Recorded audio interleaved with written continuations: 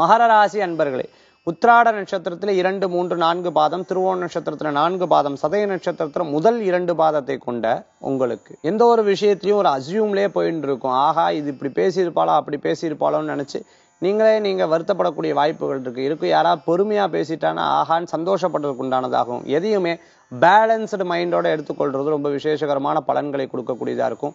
சில கோயில்களுக்கு போயிட்டு வருது, சில யோகா சென்டர் போயிட்டு வருது, சில தியான மையங்களுக்கு போய் உங்களே நீங்க மனதை தளர்த்தி கொள்வது, இதுக்குண்டான வாய்ப்புகள் உங்களுக்கு நிறையாவே இன்றைய தினத்துல ஏற்படுத்தி கொடுக்கலாம். ஓய்வு எடுத்து ஒவ்வொரு காரியத்தையும் செயல்படுவீங்க.